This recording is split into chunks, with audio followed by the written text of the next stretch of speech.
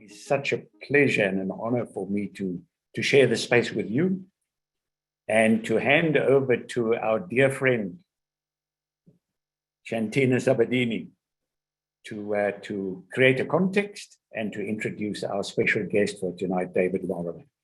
So over to you, Shantina.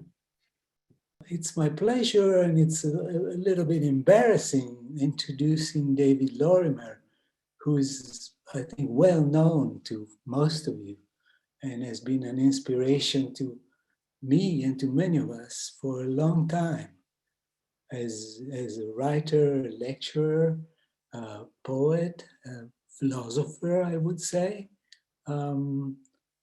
Is the program director of the Scientific and Medical Network, is, I would say, a main force behind the Galileo Commission and the series of lectures about Beyond the Brain, the Paradigm Explorer, this fantastic journal that has published more than 100 issues already.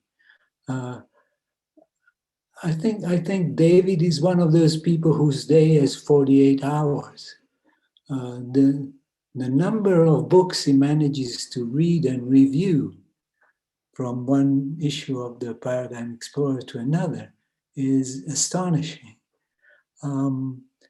Well, I would like to start this little framing of the work of tonight with two quotes from David himself. This is one. The year has been pervaded by a sense of deepening crisis. As power elites, such as the World Economic Forum, try to ramp up levels of fear and censorship with a view to total digital control. That's a strong statement, and a statement I wholeheartedly adhere to. A fundamental issue here is the nature of the human being. Are we just complex biological machines to be programmed and upgraded? Or is there a transcendent spiritual core in the human being that invites gnosis and the realization of our oneness with mind and life? Are we part of nature, or are we apart from nature? Thank you, David, for writing that. And there's another phrase of David that I want to give particular evidence to. And it describes the work of the Scientific and Medical Network, I think, very well. And the phrase is, where deep inner knowing meets evidence-based reason. A key statement. We are expert at evidence-based reason that's been amply developed, and one of the fruits of it is that we are able to talk to each other across continents, as we're doing in this moment. But we've forgotten the other half of the statement, the deep inner knowledge. In the language of Iain McGilchrist, we've forgotten about the right brain and have completely identified with the left brain. In my language, we've identified ourselves with abstraction. And abstraction has its place, don't misunderstand me. It's at the base of the scientific enterprise, in that science is based on repeatable experiments. And what is repeatable is always necessarily an abstraction. The fullness of life experience never repeats. What's happening in this very moment is unique. We have learned in science, our science has learned how to abstract from that infinitely complex of life energy, creating moment to moment, to abstract the reproducible, repeatable part. It's been a very successful strategy in one way, but what we've lost, what we've forgotten, is immeasurably more important for our survival, well-being, and for the survival and well-being of all creatures on the planet. So we need to recover, recover what we've forgotten. The Husserl would say in his book on the crisis of European science, he delineates very clearly the cut that is at the base of modern science. Now, the challenge of the scientific and medical network and the challenge of David Lorimer is, let's recover the forgotten half.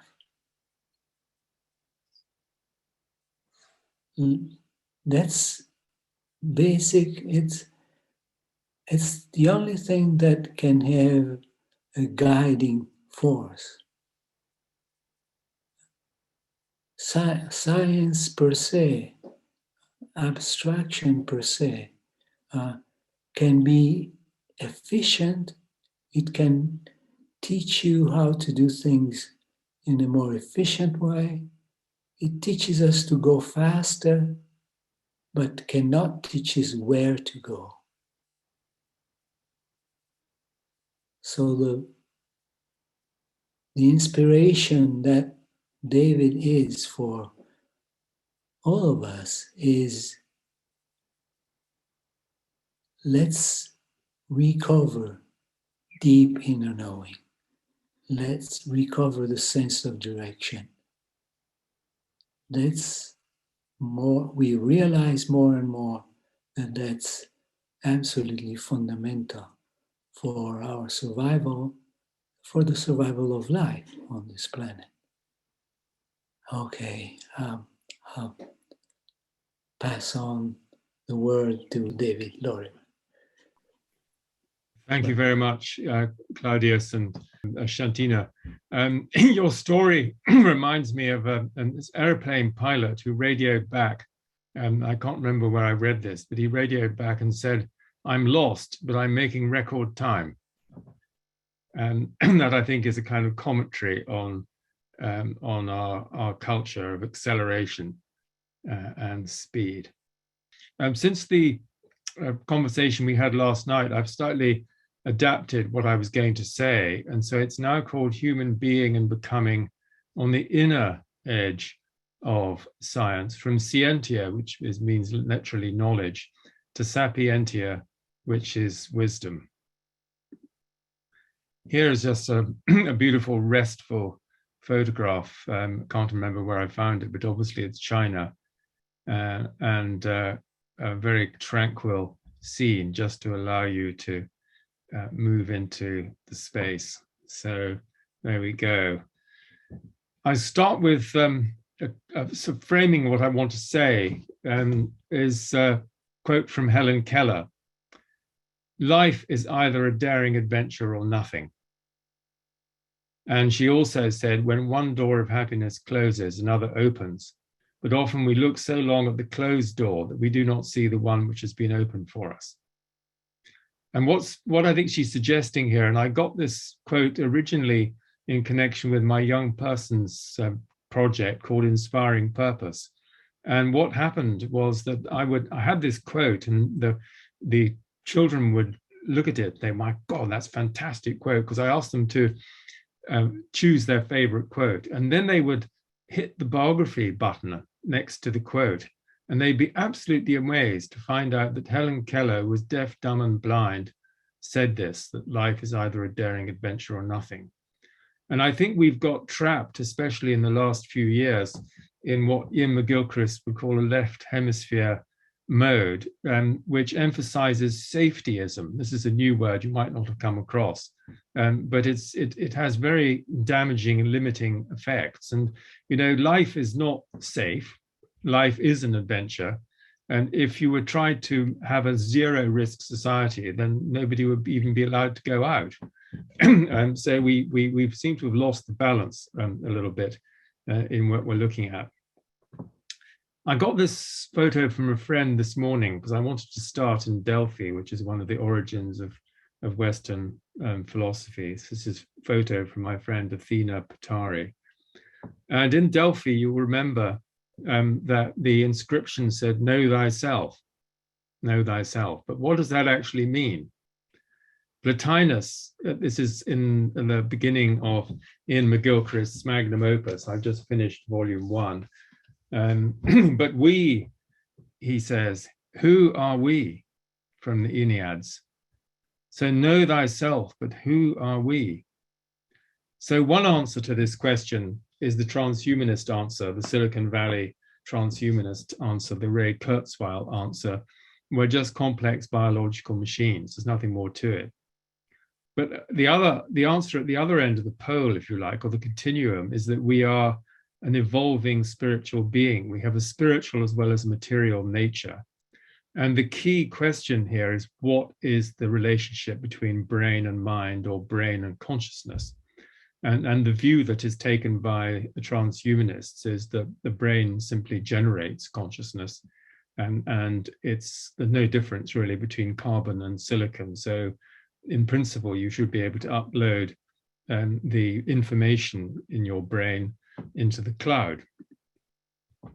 Now, if you look back to Gnostic philosophy, then you have this classification of 3 types. And you have the hylics, corresponding to hyli or matter. Those are people who identify with the physical body, who would now be called physicalists or materialists. Then you've got the psychics, nothing to do with the word psychics now, but the suke, the soul, corresponding symbolically to water, and pistis, which is faith. And they see themselves as part of the whole. That's the soul level. And then the pneumatics, again, it's a funny term, but pneuma means breath, associated with love, light, and fire. They know they are the whole. They know they are the universal mind. And this is the level of the spirit. And in terms of knowing, this is one of my central arguments here, that what we call gnosis, which is higher direct insight of an experience of reality, direct experience of spiritual reality, gives us access. Consciousness gives us access to these deeper structures. And the Gnostic scholar April de Konik, she said that our essential human self or spirit is nothing less than God's very own life essence. In other words, the self is embedded within the self with a capital S, waiting to be reawakened through gnosis. And so the game here is to wake up, to remember who you are at a fundamental level, and then to make the return journey from the self to the self. This is my view. And in terms of how this fits into epistemology, Saint Bonaventure, who was one of the great medieval theologians and philosophers, he said we have 3 eyes. We have the eye of contemplation, which is the eye of gnosis, the eye of the heart, the nous or the nous, the non-dual eye, if you like. Then we have the eye of reason, mathematics, logic, what they call dianoia in Greek, as opposed to nous. And then there's the eye of sense.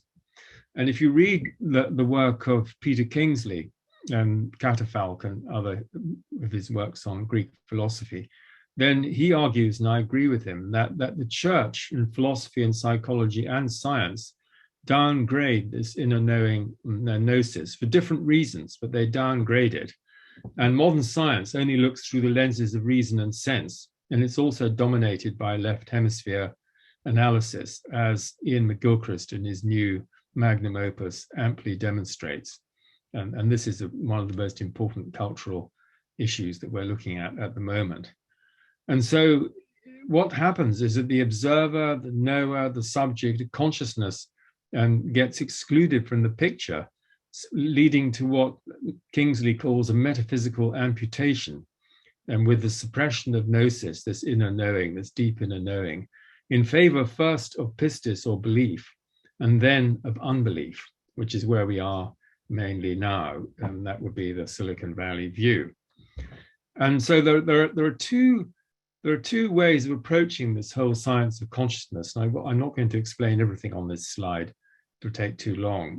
But the point I want to make is that there is an outside-in view, which is a third-person view, a third-person perspective, which is what I call consciousness within science, and where the brain produces the mind, matter is primary, there are neural correlates to consciousness. It's a quantitative, statistical, abstract approach, and it believes that the brain produces consciousness, produces or emits consciousness, as Ian McGilchrist would say.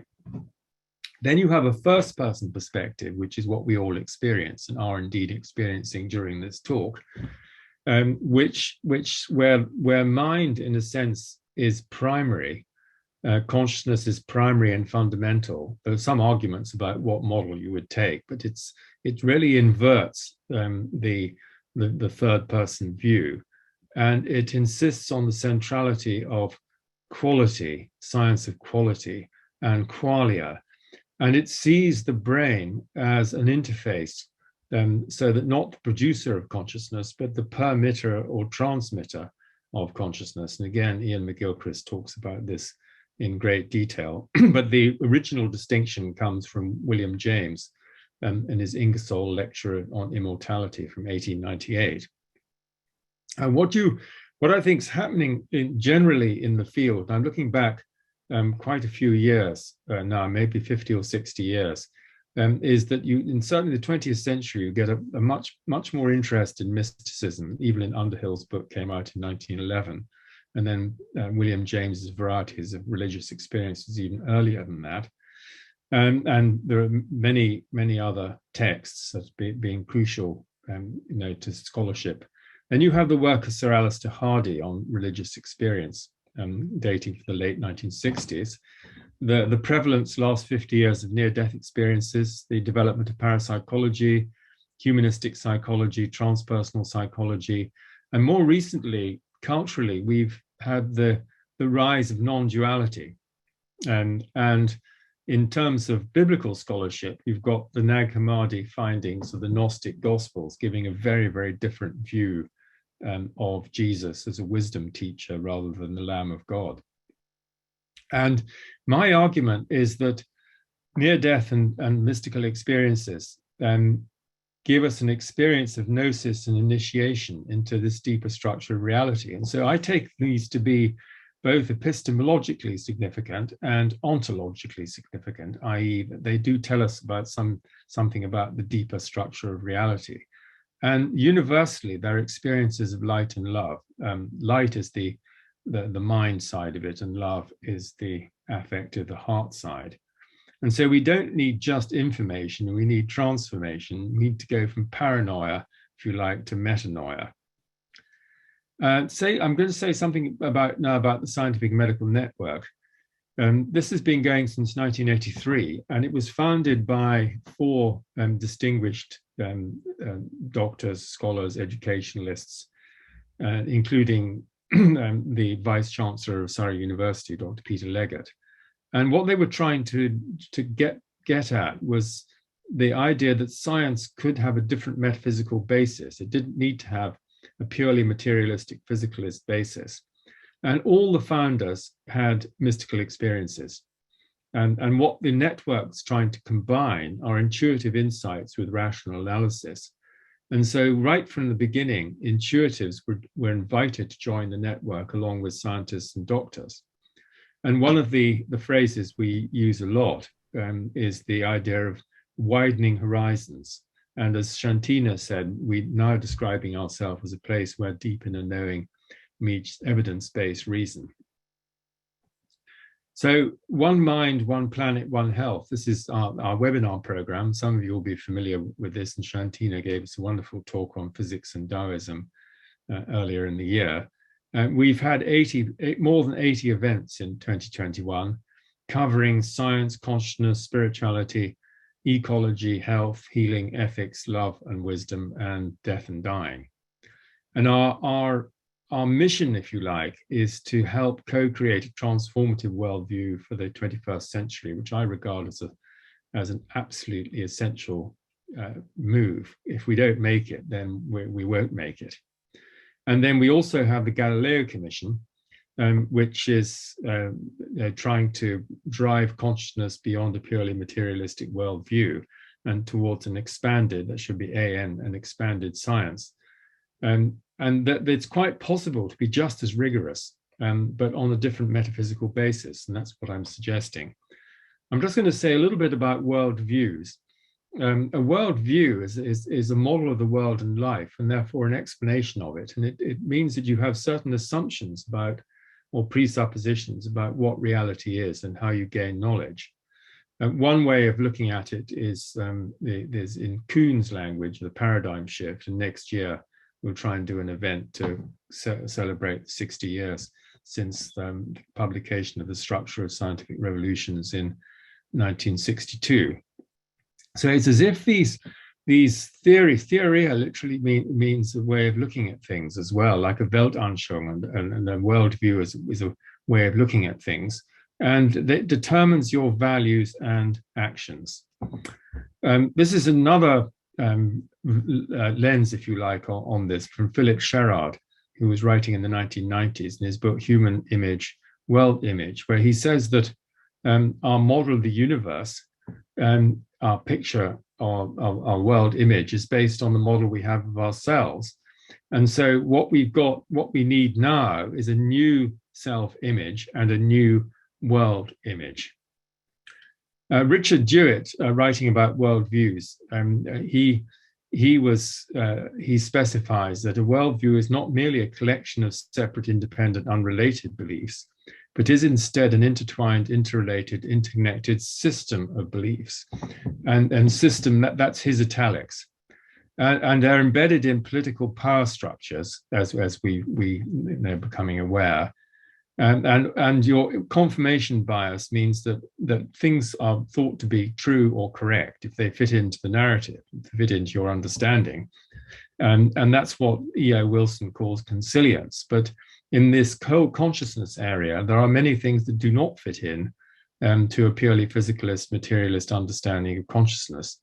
And these are regarded by A.R. Alfred Russel Wallace and Lawrence Lashan as impossible facts. Of course, there can't be such a thing as an impossible fact. And in modern science, primacy of matter is really taken for granted, or that is beginning to shift, towards more panpsychic views. Now, this is probably my most important slide, because I think I've tried to summarize where we are at the moment in terms of the type of future that is shaping up. And I can see that I should have moved love over to the right-hand side. It seems to, the formatting is not quite right. And so down the left, you can see the technocratic vision. And this is what it's all based on. Force, violence, war, coercion, militarism, CIA's psychological operations, human thought of as a biological machine. It's based on fear, separation, isolation. And with the technology we've got now, increasingly on control, surveillance, and compliance. And a lot of the last 18 months has been about trying to force compliance. It's modeled on the Chinese Communist Party and the idea of social credit. And it has a realism which implies cynicism and manipulation.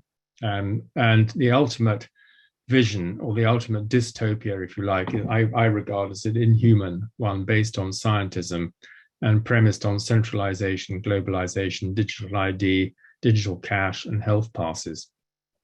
And this is represented by the Fourth Industrial Revolution.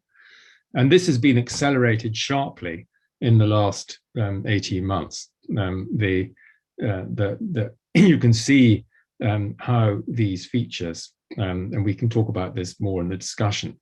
What I'm in favor of is the right-hand column, which is power in terms of spiritual power, non-violence, peace, sacrifice, satyagraha, the power of truth, the idea of the human as an evolving spiritual being, the principles of love, connection, communion, freedom, responsibility, integrity, trust, idealism, meliorism, which means things can improve, and inspiration, and leading to a humane utopia, which is the traditional idea of the kingdom of God. And it's decentralized, localized, and it has cash still. And what I regard this as is a revolution of love and wisdom. Now I'm going to go through a few slides from Richard Falk, who's just written his autobiography called Public Intellectual. It's a very long read, but I've taken some quotations out of it for you, which I think will be of interest. I fear that this emergent tyranny of algorithms, robots, devices, artificial intelligence, and political correctness in the digital age, purporting to address our desires, fears, and needs, is the technologically contrived destiny awaiting humanity. And that's what I've been talking about in the previous slide. And it seems likely to erode the life of the mind, the heart, and the soul, draining life from that remnant of spirituality, awe, and mystery that has struggled to survive the onslaughts of modernity. And I sent this to Edward Curtin, some of you may know his work, and he said, that's exactly what I'm afraid of. Now, he has a different view from Nicolaya Christie, and I've just been reading her book, Love, God, and Everything. And I think everybody on this call will agree with what point she makes here, that we've reached a critical point on the timeline of humankind. In this liminal period, we find ourselves straddling two worlds. One, the current paradigm and its archaic and self-serving systems and structures. And two, a new emerging paradigm built upon the principles and virtues of unity and diversity, equality, humanity, empathy, kindness, and love. And these are a very different set of principles. And then what Falk is advocating here is that we can't just repair the system. And that's why he talks about politics of impossibility. In terms of so-called realism, which entails a rejection of the customary notion of politics as the art of the possible, or the feasible, in fact, and relies upon an entirely new realism. And I think this is what we need to emphasize here in this sort of forum, a new realism anchored in necessity, will, and struggle, rather than feasibility, passivity, and complacency within the existing system. And what he advocates for is a humane global governance, not global control, but global governance. And he quite rightly says that our current political arrangements, nationally, regionally, internationally, are neither ethically acceptable, politically legitimate, nor ecologically sustainable, creating an unprecedented challenge to the political, moral, and cultural imaginations and practices of all leaders and citizens alike, to imagine and work towards the realization of more durable and desirable political arrangements across a wide spectrum, linking the local to the cosmic by way of the national and the global. This is exactly what we need to be talking about. Sorry, I just dropped out there, but do beg your pardon. I think this is what happens when you criticize the current power structure. They cut your Zoom link. Absolutely right. Yeah, quite right. Sorry. Okay. Well spotted. Yeah, excellent. Yeah, so the new realism depends on a disruptive emergence of an ethical, ecological, and spiritual consciousness that produces a transnational movement. I think this is what we're about here. with the limited goals of improvising the necessary and effective means to address environmental security, justice, and economic concerns in ways that are equitable and non-coercive as possible. And then there are a number of people, and I won't go through all the detail of this slide, just these slides. I'll just give you an idea, because I'll put the slides into the chat. So technology, this is Arnold Toynbee, the historian, talking about the morality gap, because we've never been quite adequate spiritually for our handling of material power. And he said this in 1975, ho ho, today it is greater than ever. And he also advocates, he can't see that lasting peace is going to take place without a worldwide spiritual revolution. Again, this is something I want to emphasize, overcoming self-centeredness and being in communion with the spiritual presence behind the universe, because you see that he too had mystical experience. So he knew what it was. There was a spiritual presence behind the universe. And note, by bringing our wills into harmony with it, and this is central to the Lord's Prayer.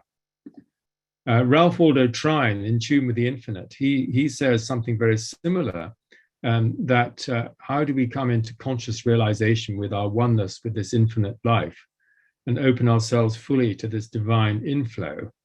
And he says, this is how we recognize our true identity and bring our lives into harmony with those same great laws and forces as have all the prophets, seers, sages in the world's history.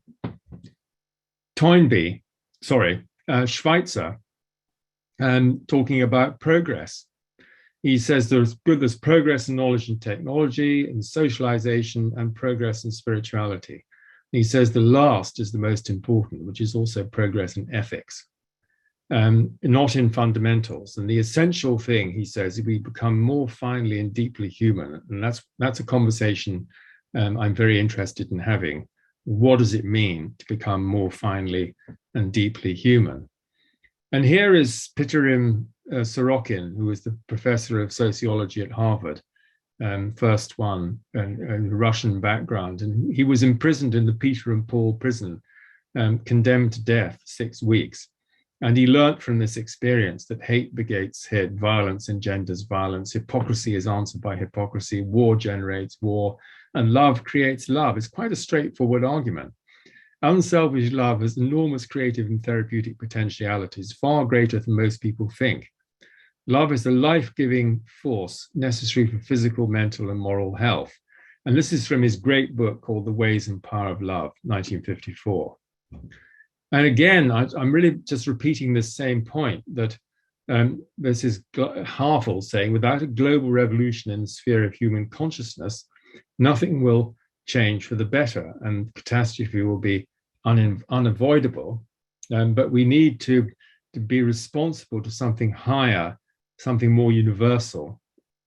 And that's a moral vision, which Claudius was suggesting in relation to the great Desmond Tutu. And here's a political statement from Denis Kucinich, who was a presidential candidate for the Democrats in 2008, 2012. And he talks about the world being multidimensional and the holistic view, understanding the power of intention and cooperation, of mutuality and trust, of seeing the world as one. That's where we have to start. We have to start from these principles. And if the vision can be manifest as our outer reality, we can do this through our consciousness. We can create peace and create love. We can become magnets for this in our immediate circle of influence. And what's the organ of transformation? It's the heart. She says, no weapon ever made is more powerful than a human heart. And he was the man who set up the Department for Peace in the US, or tried to get one. This is my spiritual inspiration. This is Peter Dunoff, Ben Saduno in Rila. And the reason I'm bringing this in here, you can see how powerful his face is these principles, which are 5 principles of the symbolic pentagram. And these are love, wisdom, truth, justice or equity, and virtue or goodness.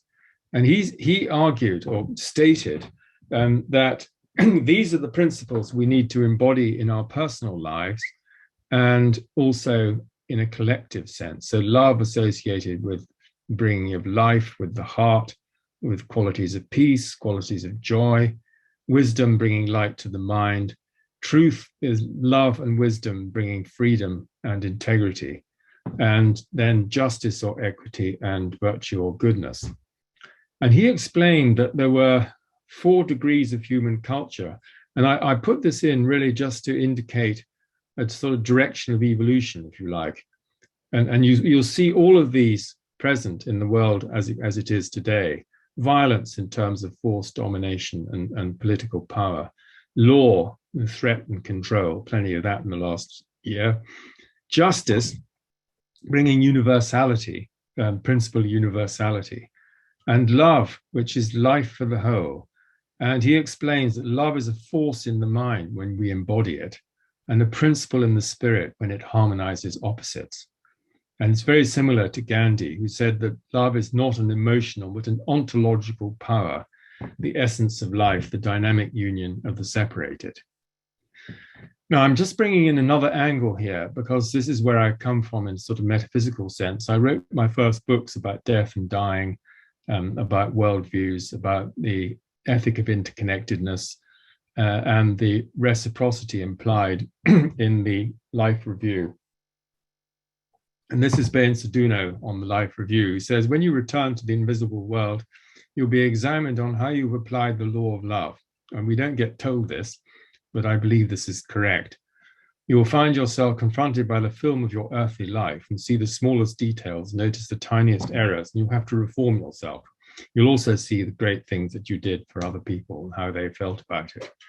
So we must reflect and concentrate on what we're saying now and how we're saying it. And we're actors on a stage being, as it were, photographed and recorded all the time. This is a very profound and slightly worrying thought, but it's one that I think has a profound truth in it, in the sense that how are we applying the law of love? And we can ask ourselves that every day. A very similar sort of sense of direction from Barbara Marx Hubbard. And I particularly like this because it gives us a sense of what's the real evolutionary direction towards greater consciousness, freedom, and loving order. And the inner motivation, she says, of most evolving humans is towards this expanded consciousness, greater freedom, and deeper access to complex order, connecting in love. So notice this as an expansive view, not a contracting view, where you're treated as kind of a cipher. And so this leads to some fundamental shifts of emphasis, I think, from fragmentation and separation towards wholeness. I'm talking about the shift of a worldview here, from fear to love and kindness and trust. You can't create trust without integrity, without love, without kindness. From competition to partnership and openness of dialogue instead of propaganda. From greed to caring and compassion, from outer to inner authority, so that we know we stand in our own power and in the power of our relationship to that deeper aspect of ourselves. And from force or violence to power and integrity, and from individual to universal in service, which is love is life for the whole. And so I think this is what we're faced with at the moment. And so the force that we're seeing, this new world order that's been talked about for 100 years, and the current version of this is called the Great Reset from the World Economic Forum. And then they're just about to start talking about the Great Narrative. They're meeting again next month. And this implies a system of, in my view, fear, militarism, violence, separation, control, surveillance, manipulation, exploitation, servitude, and uniformity. And uniformity rather than diversity within unity, unity within diversity, which is how nature works. And this sort of analysis here is very much the analysis that you'll find in Oneness versus 1% by Vandana Shiva. And spiritual power, this is my vision, this is what we need to be co-creating, is harmony with each other and the earth, fraternity, service, mutual aid, non-violence, justice, peace, life for the whole, and overcoming evil with good. This is an important one. It's not overcoming force with force, which is violence. It's overcoming evil with good, overcoming the negative with its opposite. And so how do we engage in what I call the revolution of love and wisdom? And this is simply my own take on it. And I can recognize there are people here who won't share my kind of metaphysical position. But even so, I think if you believe in the oneness of life and the oneness of mind, then the golden rule comes out of that, regardless of how profound your metaphysical view of human consciousness and the human being is. And this is what I call the ethic of interconnectedness. So I think we need a metaphysical revolution to bring consciousness and mind into a much more primal, fundamental position.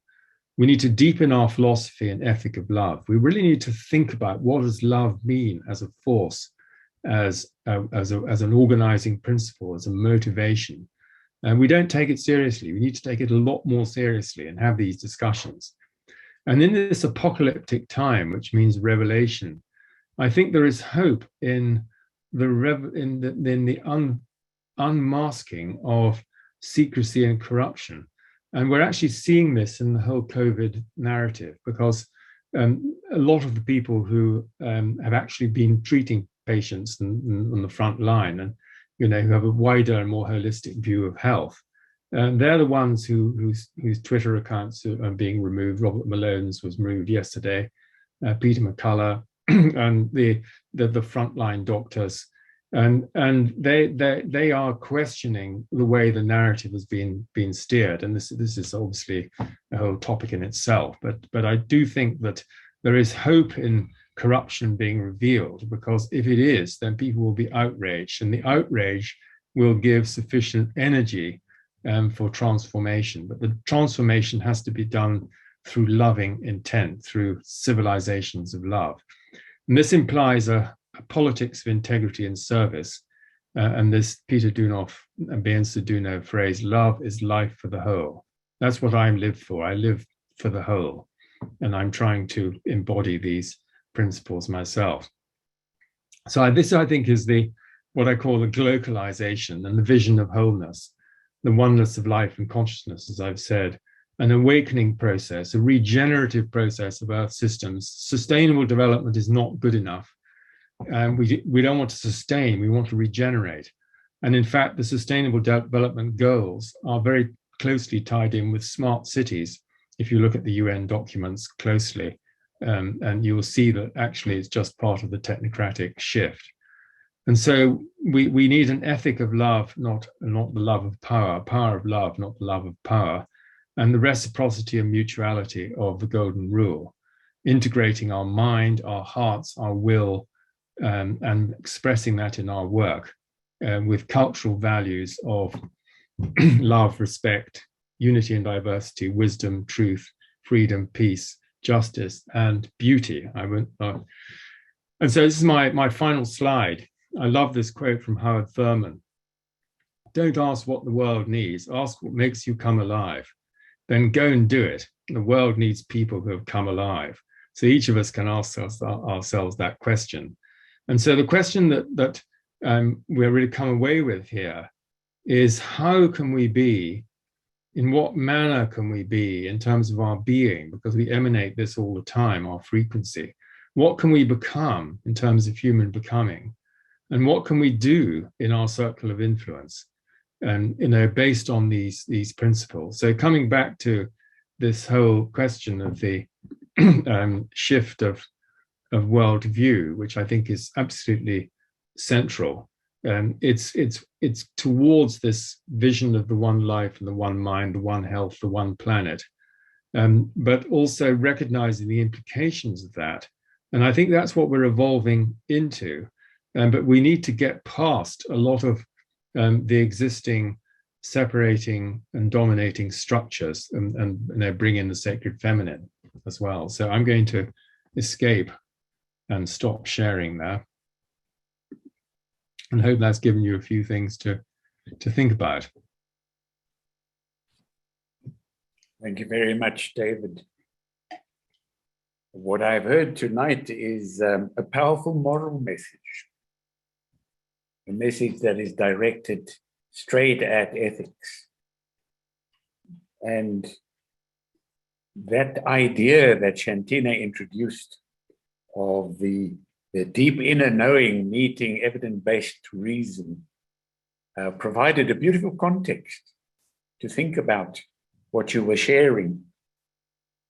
And I loved your little cryptic quote that the choice now is between paranoia versus metanoia.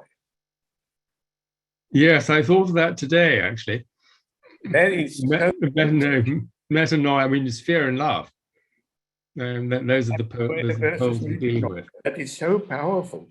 And then what you connected that to is our self-image versus our world image. I think these two talk to each other. Paranoia versus metanoia, and the self-image and the world image. And so what it seems to me really, and this has been the focus that you shared with us, it's focused in on human becoming. And you made that beautiful quote of Albert Schweitzer about that. And then Howard Thurman's quote right at the end, which I loved so much. And then you spoke about a new realism. And that new realism is, it's a tough journey that we're going to be facing. It's not an easy route. There isn't an easy answer. But I'm made to think of the notion of anti-fragile, of that as we take on the challenges of existence, the very challenges transform us in the taking them on and strengthen us. And that is the intention of the Holos Project. And it's so beautiful to see that the Holos Project and the Scientific and Medical Network, we're on the same page. And so with those few words, we're going to now have a brief opportunity to talk to each other for about 20 minutes in chat rooms. And this is the question that I'm inviting you to consider. How does what you have heard from David tonight affect your view of your future? How does what you've heard from David tonight affect your view of your future? And David, you spoke about the whole principle of we can influence the external world. We can do that. How does it affect your future? And share that in your groups. Marcus will be breaking us into groups. And then when we come back after about 20 minutes for a plenary session, please have agreed on a question with one spokesperson for your group, a question that you might want to put to David. So how does what you've heard tonight affect your view of your future as your topic of conversation in the chat rooms? And then see if you can agree once you've listened to each other, what is the question you'd like to bring back? What's that burning question? So for now, David, you will just join one of the chat rooms and gently listen to the conversation and participate at will. Sure. Thank you. Very much. And so we'll now go into our chat rooms.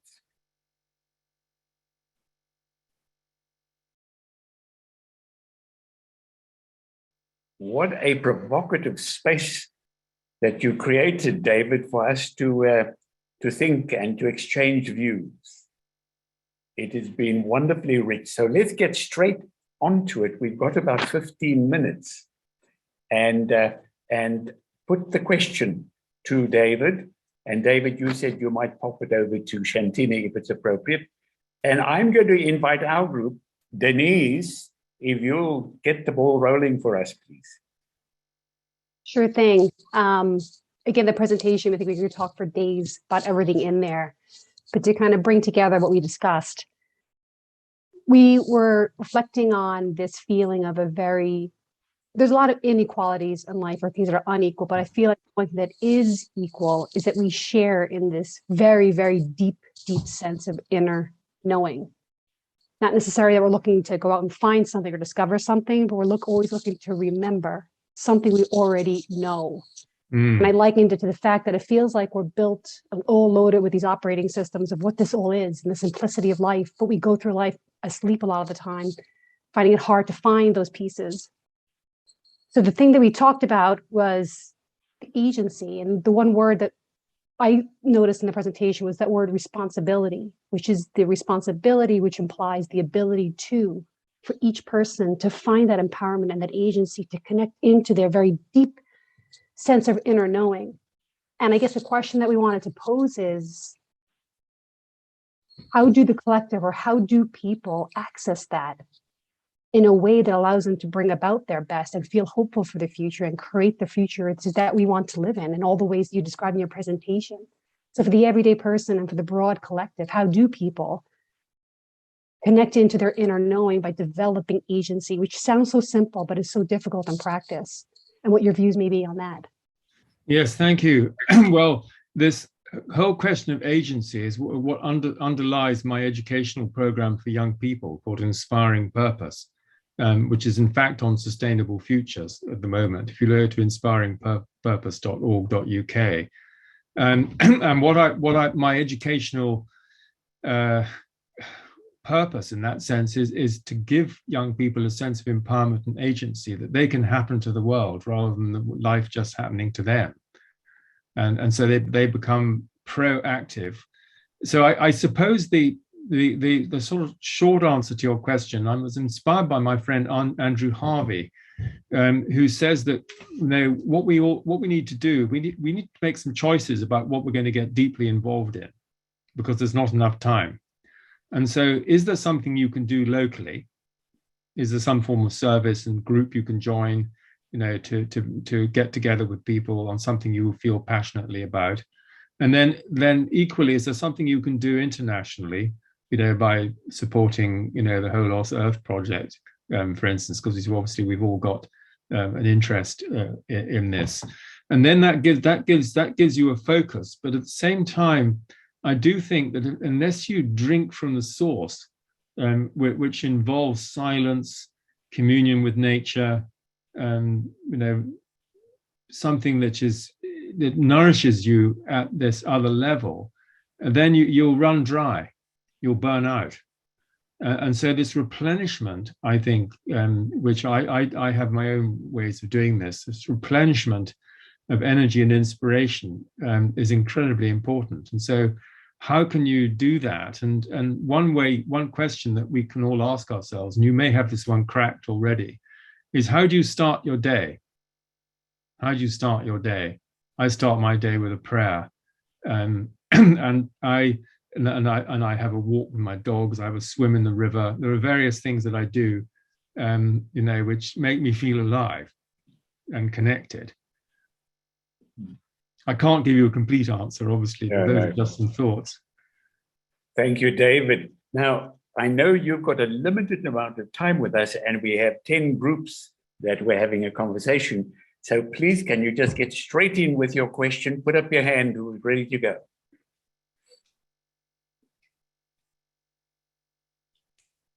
I have put the presentation in the chat for everybody to click and download. I see Rexley is ready to go. Yes, David, thank you very much for putting things so clearly.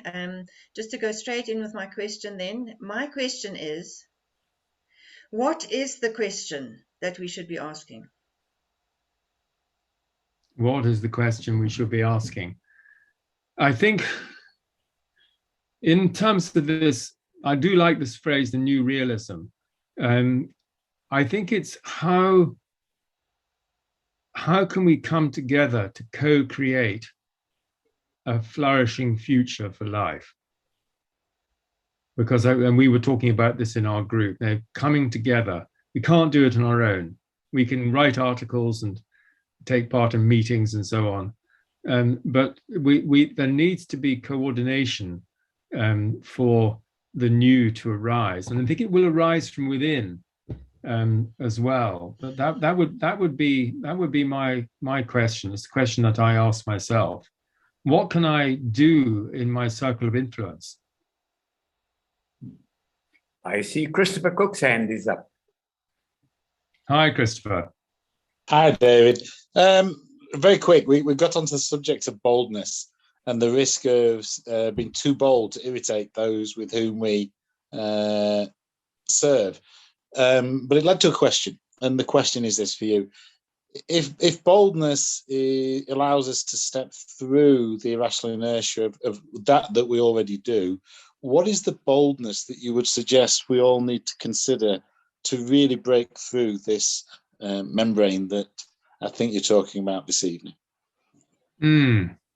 Very, very interesting question. I think boldness comes down to courage, and for me, the most important kind of courage is moral courage, and it's in slightly short supply. And there are, I mean, within the COVID situation, in my particular view of it, there are many physicians who would like to put their head above the parapet, but they don't dare because they'll lose their job and their position and their reputation, their livelihood, and so on. And so it takes real moral courage to be a whistleblower, put your head above the parapet, say what you really feel deeply and what you think is right. What you think is right.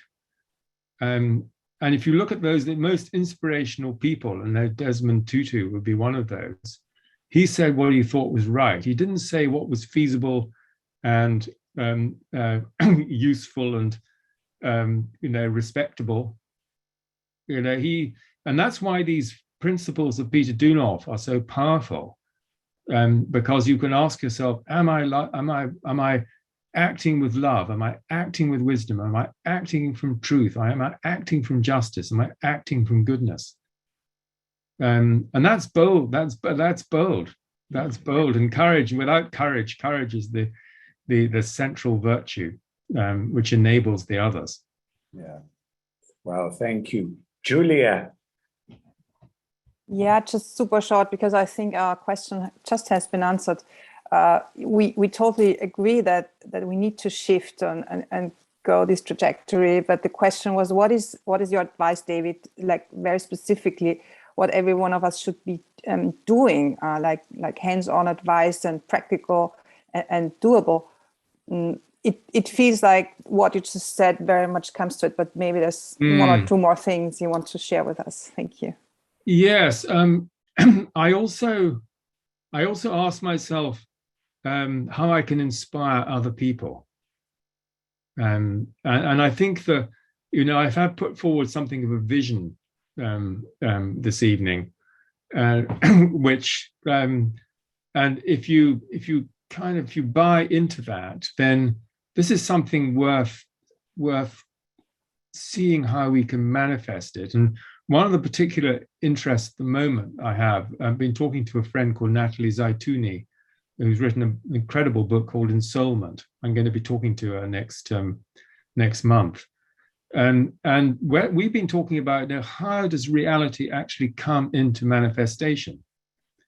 And obviously everything starts with an idea. I'm sitting, as it happens, at a bureau designed by my grandfather. And where did that start? Well, in his mind.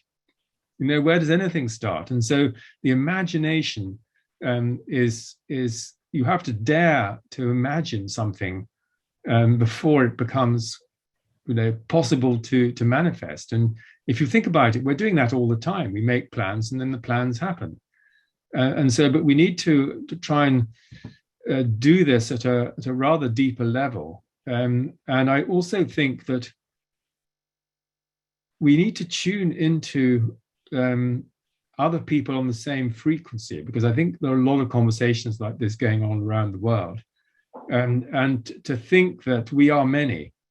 We're not just a small fringe group that happens to be talking about this. This is the conversation that millions of people would love to be a part of. So think that we're gathering in this sense. Thank you, David. I see Edwin's hand is up, and this might be the question before you take your leave from us. But well, I have my poem, if you remember. Before yes. You take your leave, absolutely. Yeah. Edwin, you need to unmute. All right. Yes, our question is similar to those that have been raised, but I was in a group with Yas Shadi and Marcus Lang. Turns out all three of us have a background in management and organizational change and so on. And so our question particularly is, how do we kind of trigger the interest in leaders of organizations about this inner wisdom and this new paradigm? You know, how, any specific guidance for them to be interested in a holistic organization, if you will? It's funny you should say that, Edwin, because we have this precise topic as our webinar next Wednesday with Giles Hutchins and Una Harper. So here is Giles's book, his most recent book, Regenerative Leadership. And it's a fantastic book in terms of practical, hands-on suggestions. And it also, you know, if he was speaking tonight, he would say, this is exactly my vision, what we've been talking about. And so I think there's also, you know, the World Council for Christian Meditation, World Community for Christian Meditation with my friend Lawrence Freeman. And Lawrence is working with business people all the time and getting them to meditate. And he's even produced a book of reflections on, you know, business leader meditators. It's all there's all sorts of small things going on, but they add up to something. As Pete Russell, he was talking to us last night, he said, you know what, there are hugely more people meditating and doing yoga and spiritual practices than were in the 1980s. Wow. I think that's actually an encouraging sign. That's encouraging. And so we're going to take a last question from Vote Jan Corridan, and then your poem after that. And then after that, those of us that want to have a conversation can continue. So Vote Jan, over to you. So how could love-based action liberate us? I think you've almost answered your own question, because that's what it does. But it's thinking. I mean, the quality of the action is the intent behind it. And so what are you bringing to your action? And that's something, again, that we can, and we've got Suzanne's on the call, Suzanne Taylor, and she and I are putting together a project which will launch in the spring equinox called kindnessminute.net. So we're encourage people from around the world to spend a minute they're focusing on kindness and then reflecting on kindness and seeing what kind actions that you can do in your immediate neighborhood and your immediate life. And so this is all, you might think this is small stuff, but it's the small stuff when it's combined that turns into the big stuff. Mother Teresa said, we can all do something beautiful for God, or we can all do something beautiful. And it's so the small things we do. I mean, I distributed Christmas logs to all my neighbors, courtesy of a friend. And you know, who wouldn't love a Christmas log? I'm sure some of you on the call have been eating them. Mm-hmm. And so that's a small thing, but these small acts of kindness are what people remember. And also, as one of a very famous writer, I'm blanking out, but she said, people will never forget how you make them feel. So how we make other people feel is part of our job. And that can come from love and wisdom and truth and freedom. Thank you. Thank you for those questions. We can have a conversation continuing for a while, but we're going to give David the opportunity to share his poem, your poem, David, and then to take leave. Thank you very much. Well, I've really enjoyed it, and I hope that I've given you some seeds to plant for 2022. This is the one I wanted to read, which I wrote for the conjunctio, the conjunction of Saturn and Jupiter last year. And I begin with a quote from the Gospel of the Beloved Companion. If you've never come across this, it'd be a whole different lecture. Then I do have a look up. It's the Gospel of Mary Magdalene. And it says this: there came a man out of the land of Yehuda, sent from the Spirit, whose name was Yeshua. In him was life, and that life was the light of humanity. the light that shines against the darkness, and never has the darkness overcome it. So here's the poem. Jupiter and Saturn coming together, moving apart in a cosmic dance, the pulse of life itself. Expanding and contracting, rising and setting, ascending and descending, growth and decay, light and dark, shading into each other. An iron grip of darkness and fear tightens around us, grasping, clasping, an all-seeing eye penetrating our inmost recesses with prying intent, seeking total control, stifling dissent to keep us safe and secure. In the meantime, the fresh water of life still flows freely into clear new crystal vases of trust and transparency. Hope arises in the air, grounded in firm resolve, the blazing light of truth abroad, a flame of incandescent love cascades across the sky, enlightening and illuminating our hearts and minds within. Moving apart, coming together, soul and spirit, love and wisdom interweave. Merge in sacred marriage, new life is born in freedom, new healing light in peace, and never shall the darkness overcome it.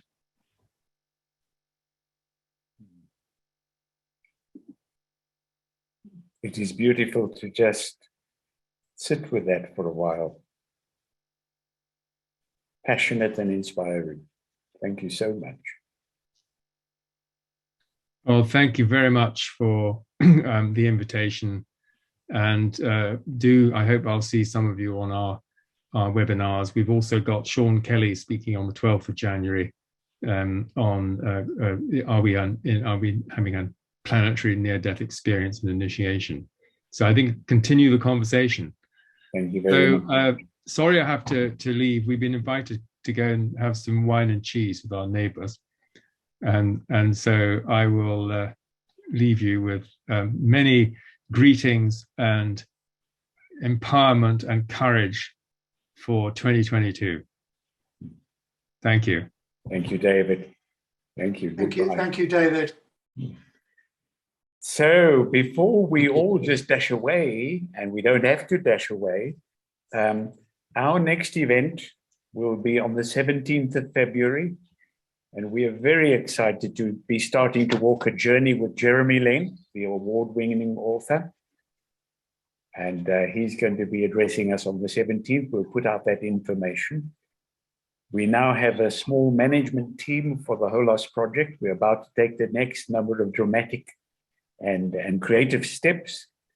So we look forward to a really exciting, dynamic, God knows what, 2022, but in a spirit of togetherness, we feel a sense of assuredness that nature will help guide our way. The divine will help guide our way. So from here, it's just an open conversation. Just put up your hand and share whatever's moving. Anybody? Just thank you. This has been wonderful. Just a wonderful session today, and it's great that you're doing this. Thank you so much. Yes, I do have a comment. His response to my question was, well, meditation.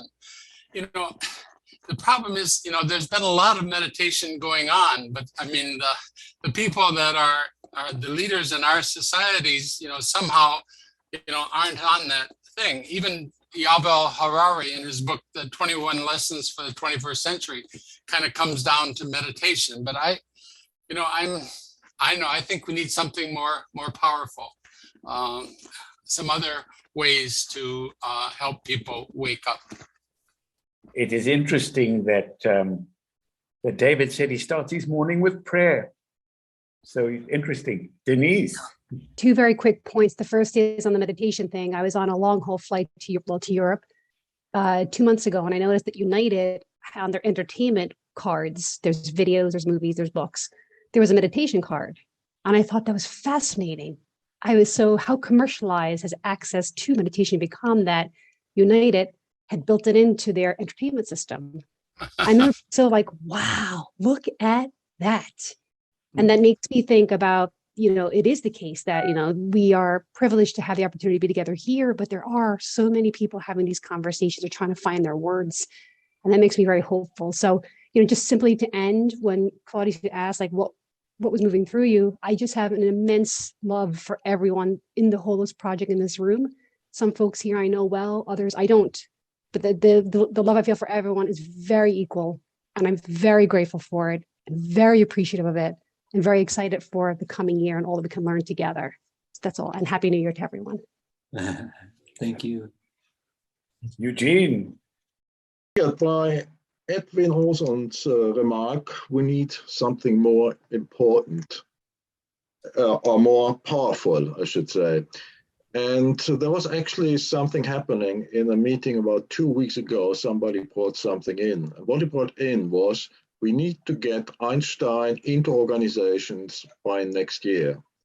And by this, I don't mean the mathematical Einstein, but the creative system thinker, simple rules Einstein, as a way to open people's mind for different thinking that has been proven.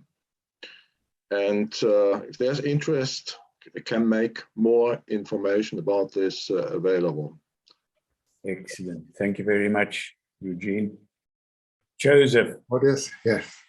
So it's linked with the meditation. That yes, there are many people, many business people who are meditating, but if we're looking at a different level of thinking, a different level of being, in order to generate the kind of change that we are talking about. I'm still left with the question, how would a billionaire, for example, who has wealth handed to him or her over generations and is custodian for this for the future generations, how do we convince that person to take the risk of changing the system so that the future generations may not have the wealth that has given him and his forebears security?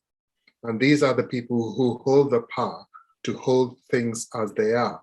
How do we, even if meditation helps them to realize, be at peace, will it make them take the risk? The real risk of losing everything that they have learned to rely on? I'm still left with that question.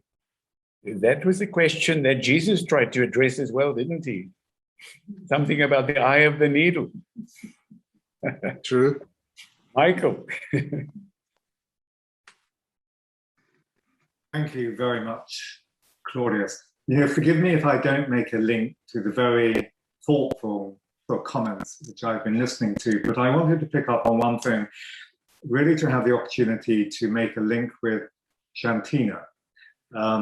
David had mentioned that he has finished volume 1 of The Matter with Things.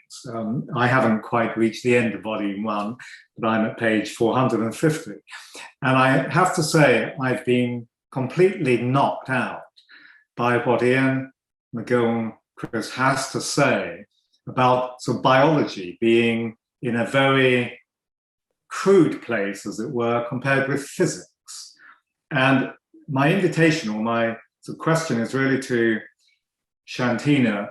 If he has read Ian's book, The Matter with Things, or if he does read it fully next year, I'd be most grateful for what Shantina thinks of Ian's book, because what he says is that biology has yet to catch up with physics and quantum mechanics. And I don't understand enough about either biology or about physics to see the deep links, but that is my question to Shantina. I would be most grateful for listening or reading to any thoughts which you had about Ian's view that biology has a lot to learn from quantum mechanics. Yes, Marco, I totally agree with Ian McGilchrist. I haven't read his magnum opus. I'm planning to, but we'll have to set aside a consistent chunk of time to do that. But I've read The Master and His Emissary, the first book, in which he develops, let's say, the key argument about the two halves of the brain. I think it's very insightful, very powerful. I would say, even in spite of the fact that the biology of the brain might be more complex than that, and it might not be so neatly divided in right and left. But I'm not a biologist, so I don't have any expertise to speak on that. But the gist of the argument is styles of confronting reality.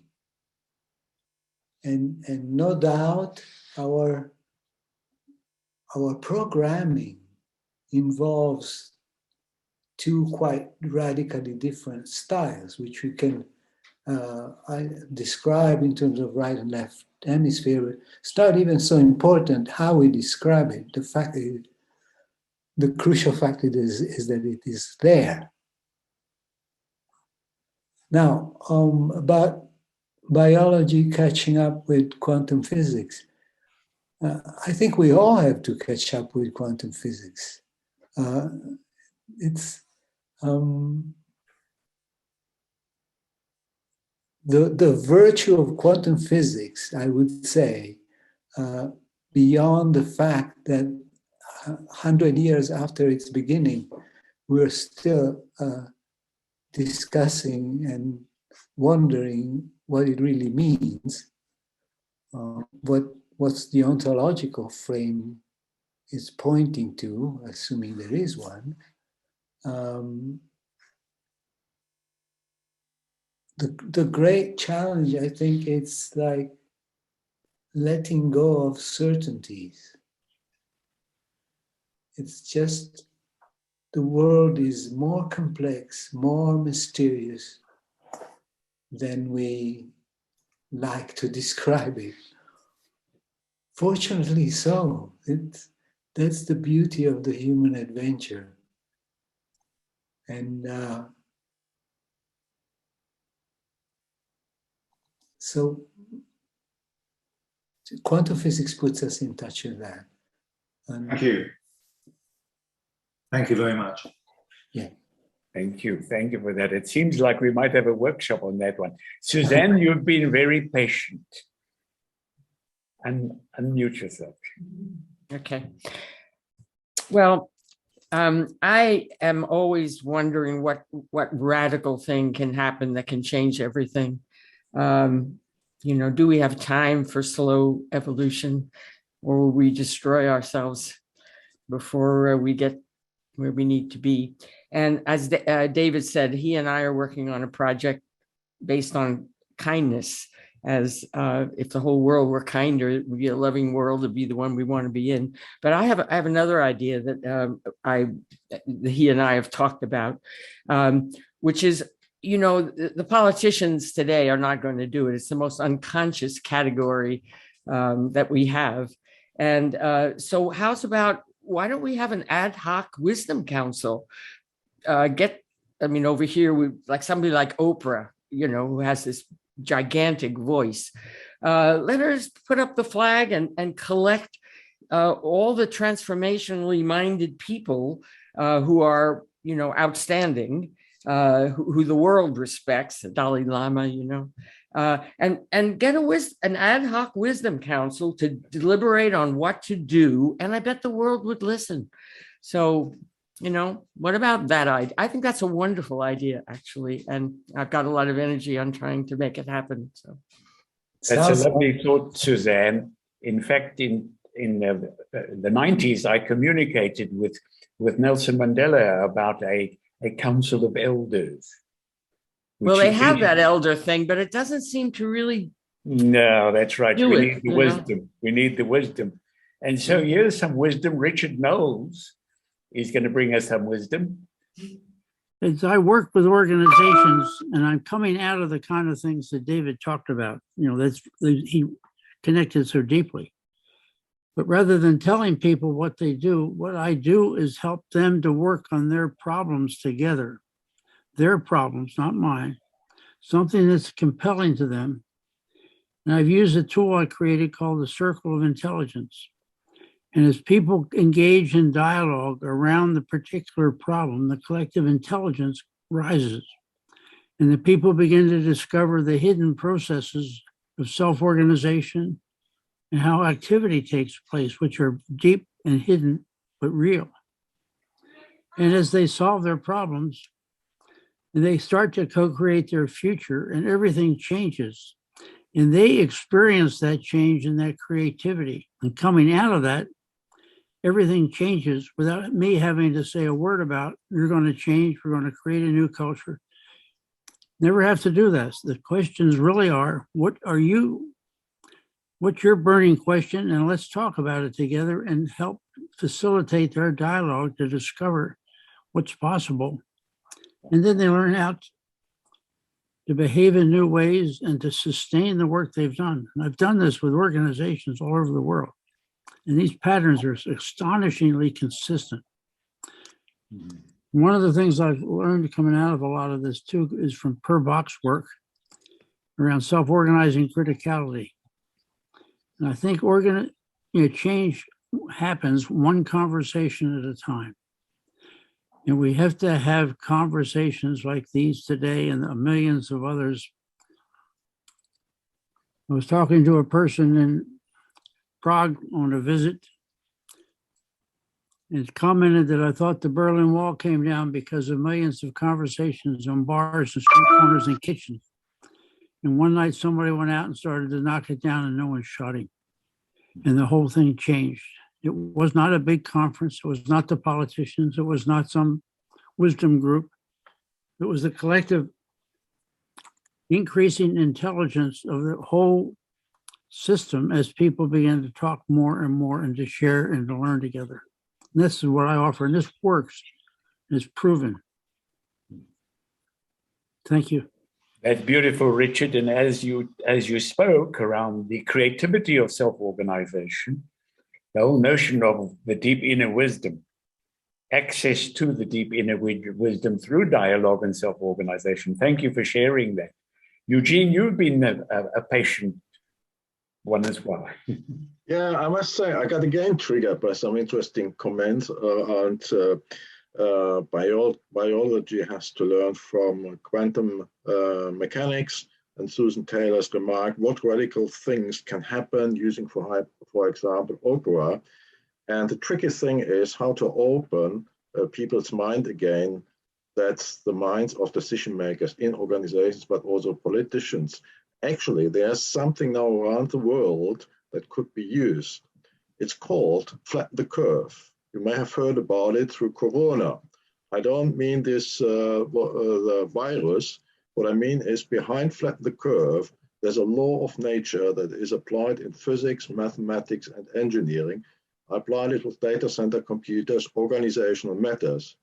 Now, the mathematical side of things is still used everywhere. On the road, our car navigation system have one flatten the curve practice built in. But nobody is seeing that this law of nature applies to organizational problems across the world. The damage created is pretty much $100 million over here in the Netherlands each year on unnecessary complexity and bureaucracy. Now imagine this could be used to somebody like Opera asking the questions, dear politicians, why don't you apply this law, which you have applied with Corona, with organizational matters, with matters that, well, I can say everything we do is undermined by missing this law. The huge bureaucracy, the huge complexity involved, but the flatten the curve practices are still waiting. They can be applied. We have them applied in the 90s in organizations. It's nothing new. It's proven in physics, engineering, and mathematics. So the only thing that's missing is applying it in management disciplines, brain research, and a few other disciplines where things get really complex. So perhaps something we could make some work from. It sounds like it. It does sound like it. Thank you for sharing that. Andy. It's Moira. I just wanted to say it's been really interesting discussion, so thank you very much. And I wanted to say that about 3 months ago, so back in September, a friend of mine and myself, we started a small little group locally. I live on the west coast of Scotland in quite a small town. And we just wanted to start a group, which was on Telegram originally, for people who weren't wanting to buy into the fear side of propaganda that's going on at the minute and wanted to look at a different reality moving forward, which has been talked about tonight: love, kindness, etc. We started with 2 people. We now have 40 people on that group. We meet in person, and most people are part of a couple. So we've got at least 80 people, and that is from a very, very small town on the west coast of Scotland. And I just think that it gives me a lot of hope that there are a lot more people out there who are willing to open their minds up and think along some of these lines that we've been hearing about tonight. And it's just how we begin to sort of link them all up, I think, is needs to be part of the solution. I haven't got the solution yet, but I just wanted to share that positivity, really, that I think, the people are more receptive perhaps than we think quite often to hearing that message. And when they hear it, they will come round. Thank you. Thank you. Those examples of change are so encouraging, and we want to hear those. I see your hand up again, Suzanne. Well, just from what Andy's wife said, another of the thoughts, ideas for basic transformational things to do came out of David actually doing one of his sessions on somebody else's website. The idea of circles of trust came up with somebody who ran a whole hospital system, and everyone was in an 8-person circle of trust, and how that had been just incredible influence on the whole system going in the right direction. Well, that's something we all could do. Everyone could be in a circle of trust, just like that neighborhood meeting, but that could be everywhere. Everybody we go to therapists, whatever we struggle with ourselves. Well, certainly a group of like-minded people who are helping each other, I think, could be a very basic foundational thing that could be happening all over the world. Yeah. It's interesting. Professor Sarah White at Bath University spoke about the missing parish. With the secularization of society, the community spirit that was organized around the parish diminished, and so it all became the state responsibility. And so that community essence that was maintained in the old order by the parish, by the church, wants to be rediscovered at another level, doesn't it? Wow. Folks, it's been a wonderful, engaging session. And maybe we can just kind of go around. There's 25 of us left, maybe just a one-word checkout. And what we can do is we'll start with Suzanne, and Suzanne, you just pass on to somebody else. And that somebody else passes on to somebody else until we've all checked out. We want one word?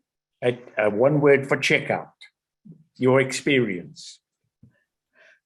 My one word for what I would wish on the whole world is curiosity. Show up. Grace. Metanoia. Hope and optimism. Practical and executable approaches. Exciting and uplifting. Let's connect. Great convergence. Optimistic. Compound effect. Deeply grateful and inspired. I don't know. Hope and optimism. Art is a bypass of the brain. Trust and growth. Kylo.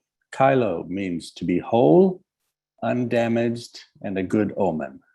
Regenerosity. But I want to throw in a word that is kind of my key word, even more than curiosity, which is acceptance. And my word is deep, 2 words, deep gratitude. Deep gratitude. Gratitude to be alive at this time of human existence.